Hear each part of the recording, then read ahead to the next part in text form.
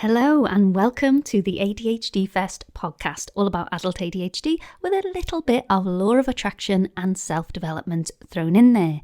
Today, we are tackling something that is a classic, but before we get into that, I need to tell you about something very, very, very, very, very important and exciting. If you're listening to this on the day that it comes out, it should be January 31st, and that is the day before we start our official book club month. February 1st, tomorrow the first episode is gonna come out. I haven't recorded it yet because I want to keep it as live as possible. But basically, we're going to be doing a book that is a 31-day practice. There's not 31 days in February, so I'm not 100% sure how I'm going to tackle that. But pretty much you're going to have a little bit of guidance for every single day. It's a bit of an experiment we're going to do together.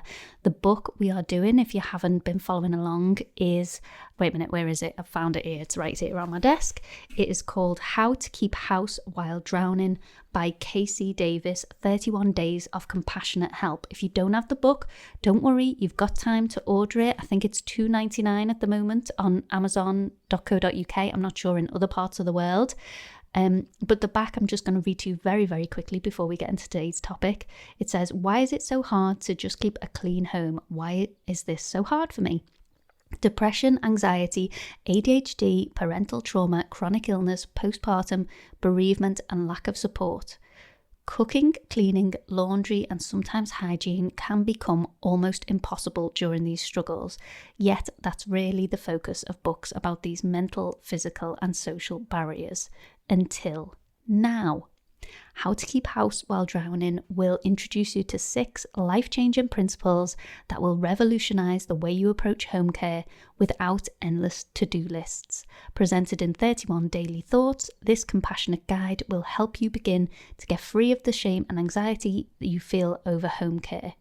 And in this book, you will learn how to shift your perspective of care tasks from moral to functional, how to stop negative self-talk, which I always talk about here on the pod, and shame around care tasks, how to give yourself permission to rest even when things aren't finished, and how to motivate yourself to care for your space.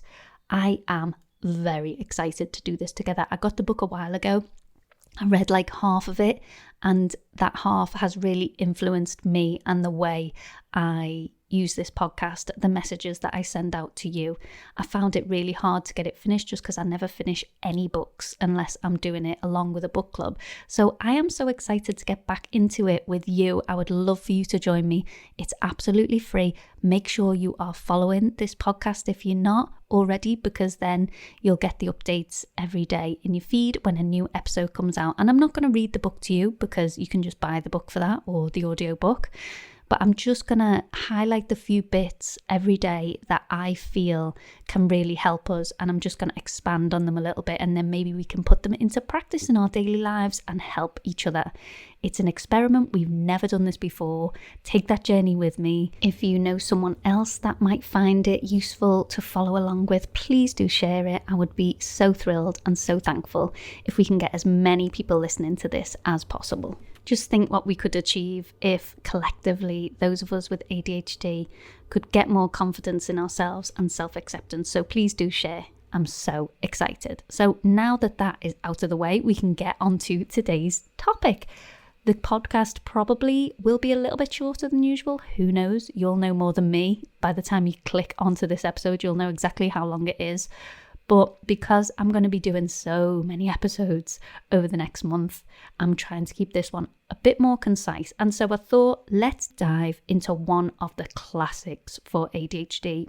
I find that when I talk about the pillars of ADHD and the symptoms, like executive function, like procrastination, like time blindness, that those are the more popular episodes because that's what we're all looking for, right? Help with those specific problems. So today is a deep dive into time blindness. I've spoken about it before, but this is going to be a succinct summary, what it is, what we can do about it.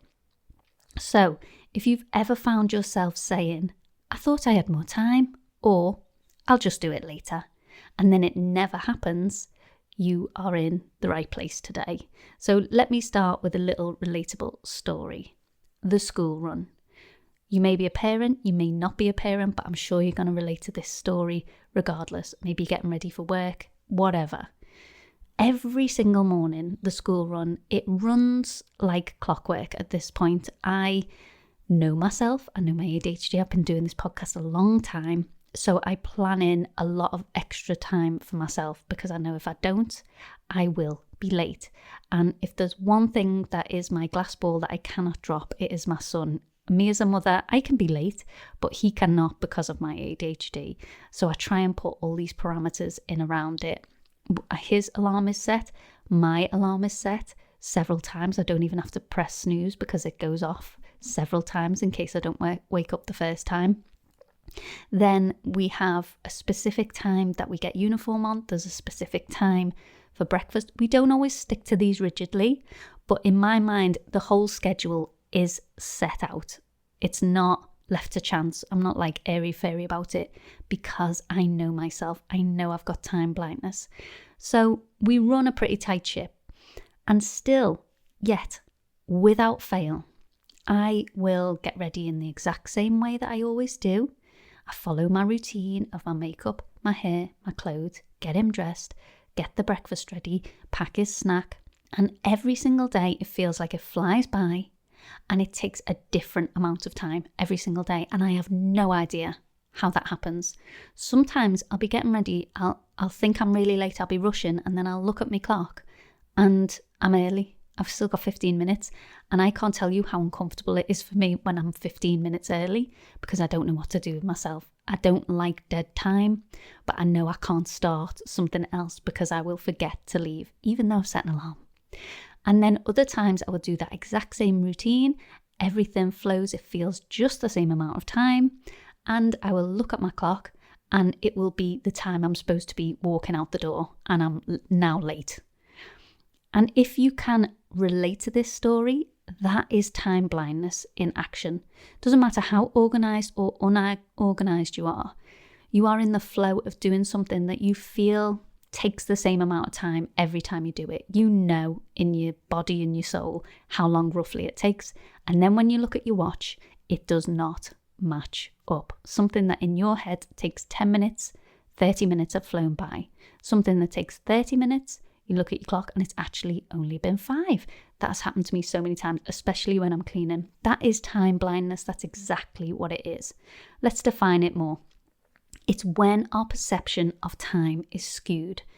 With ADHD, it often feels like there are only 2 modes. Now, this moment that we can do something in, and not now. That's when we know we've got to do something before a certain time in the day, but that time isn't now. So why does this happen? Well, our brains struggle with executive functioning, and all that is, if you're not familiar, is prioritizing tasks, working out what's important, what's more important than something else, and when to do it and how to do it. We break down things that might seem like one simple task to someone else, a neurotypical, like take a shower, and to our brains that is a million tasks. That is turn the shower on, make sure it's warm, lock the bathroom door, take our clothes off, get in the shower, get the shampoo out. Like, can you see the difference? It's not just take a shower. It's all of these steps. That is executive function. And it makes it hard to estimate time or transition between tasks. So if someone says, yeah, I take a shower, it takes me 10 minutes. To us, we're like, yeah, I've got to go to the bathroom, get the shower hot. How long will that take? Like 2 minutes. Obviously, we're not doing this consciously. This is just our brains. I take quite long showers and I often feel like I've been in there like 20 minutes and I feel so guilty and I'm trying to get out fast. And then when I look, I've only been in there like 8 minutes. And then other times I'm daydreaming, come out and I've been in there 25 minutes. It's insane. I can't explain it. I'm not a doctor. I'm not an expert. It's just well known that time blindness is a thing with ADHD. And I can tell you from personal experience, as I'm sure you can tell me. And to broaden on this a little bit myself, if you'll indulge me, I honestly think this ties in with concepts of numbers as a whole or measurement. So it's really common within ADHD to have comorbidities. And although that sounds like a horrible word, it just means other disorders or problems and symptoms that are co-occurring with ADHD. So they're super common. Things like dyslexia, dyscalculia, I can never say it, dyspraxia. And you might not be familiar with all of these, but dyscalculia, I'm going to say it like that, is to do with this concept of numbers. And I know a lot of people with ADHD can struggle with maths. Now, I am not one of those people. I always loved maths. I do very well with numbers on a page. I do very well with adding numbers together. But what I've noticed over time is my concept of numbers just does not hit. So I know what £100 is. I can say 100 plus 100 is 200. But if you say to me, what is the value of £100? What is the value of £10,000? It's very hard to explain in words, but I don't know. There's no measurement for me. I find it very hard to conceptualize what that actually means. It's the same with measurement distance. If someone says to me, yeah, it's about a mile down the road, I've been driving for like 12 years. I can see on my dashboard when I've done a mile. I can see on my sat nav when I've done a mile. But I have no concept of it. I've got no concept of how far that actually is, what the distance is. And I've got no concept of how long that would take unless the sat nav tells me every single time. So I would be really interested to hear from you if you have that same experience along with time blindness. I find it very difficult to conceptualize these things: time, money, distance, things like that. Anyway, I digress. Let's get back to time blindness. So, have you ever underestimated how long something would take? My guess is yes, if you're listening to this podcast. Or maybe you've gotten so hyper-focused on one thing that you completely forgot the rest of your to-do list, because those are classic time traps.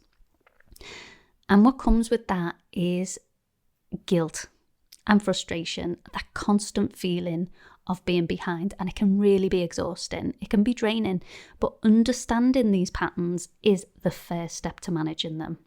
Ignoring them is not going to help you. It's going to exacerbate them. We want to know all about them, we want to understand them, and we want to manage them. So how are we going to do that? Well, here's some techniques for you, some handy dandy techniques that I've come up with before. Timers and alarms. It sounds obvious. Don't get annoyed with me. They are lifesavers for staying present. And I'm not talking about your neurotypical alarms. I'm not talking about an alarm to wake up, an alarm for taking your pills. I'm talking about alarms and timers for everything. I set alarms for everything, from reminding me to start a task to transitioning to the next one. One that is absolutely vital for me, every day I have to change it because it changes every day, is the school pickup alarm. So because Theo is in like after school clubs and stuff, it's different every day. And even if, say he's finishing at 3:45, even if 2:30, I think, he's 3:45, pick up today, I will still set the alarm for 3:20 because I can remember it at 2:30, but if I get engrossed in a task, I will forget to go and pick up my son. So it's super important. Again, it's around Theo, so I am really on it. But it's important for me, even if it's 3:10 and I've forgotten to set that alarm, I will still then at 3:10 think, I'll set my alarm for 20 past. And 9 times out of 10, it'll go off and I'll think, what's that alarm for? And then I'll look and it's school pickup.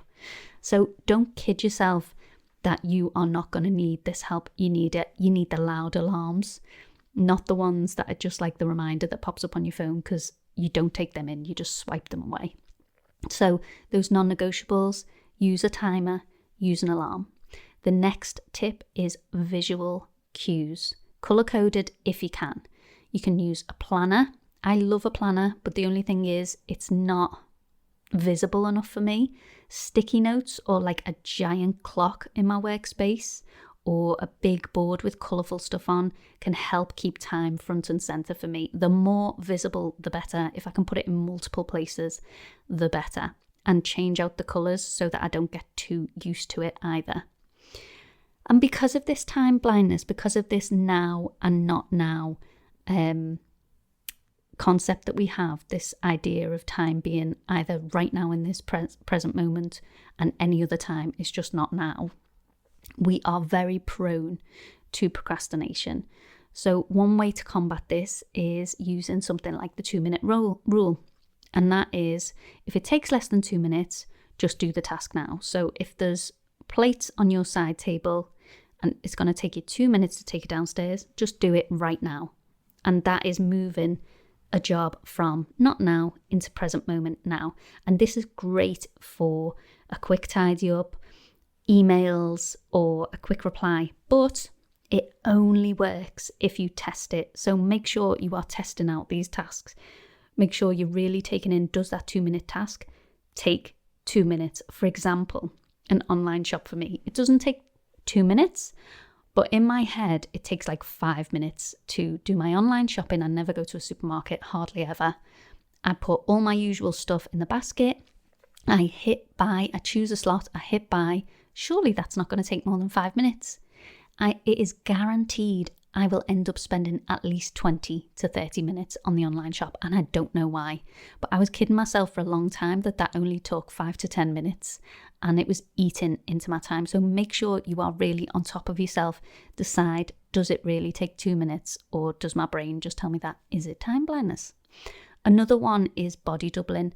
This helps with procrastination because it's been a game changer for me. Working alongside someone else, even virtually, can make tasks feel less daunting, less boring. But again, it makes the time go quicker. So make sure that it is timed body doubling. So for example, on a Wednesday, I go for a Wednesday walk with 2 of my friends just to get a bit of exercise in, and also, a bit of mental health time. Catch up with them. It's always like a bucket filler, always makes you feel better afterwards. And that's great, but I could go on all day because it feels like no time is passing. We're having so much fun. So what we add in is we all have somewhere to be afterwards. Like, it cannot go past a certain time because we have somewhere to be or an appointment. It's always timed. So make sure that they have an end time so it doesn't just go on and on and on. So I hope that has helped you, just those few quick ideas for time blindness. I don't want to make this too in-depth because it's a simple concept and there's only a few things that are going to help you with it. And if I overwhelm you with too many, then you're not going to try them. I think these are the best tips and I really encourage you to try them. Remember, ADHD doesn't make you bad at managing time. It just means you need tools that fit how your brain works. Ignoring that fact is going to lead to self-blame and frustration, and it doesn't need to be that way. Just pick in 1 or 2 simple strategies from this episode to implement and give a try is going to help you. So just facing the fact that you have this problem, not that you shouldn't have it, not that if you tried a bit harder it would go away. No, accept it. You have the problem. It's nothing to do with you trying hard. It's nothing to do with whether you should or shouldn't have it. It is what it is. And then just deal with it. Pick 1 or 2 strategies from today's episode. See if they work. If they don't, let's come up with some other strategies. Celebrate every small win because progress is what matters most in your ADHD journey. And I'd love to hear what strategies you try. DM me or comment with your experience. I'm always cheering you on, and I'd love to share any new ideas you've got on the podcast. And don't forget, before I go, to listen in tomorrow. Hit that follow button so that you don't miss out. We will be doing the book How to Keep House While Drowning by Casey Davis together, and I cannot wait. And I hope you all have a lovely Friday, and I'll see you tomorrow. Bye.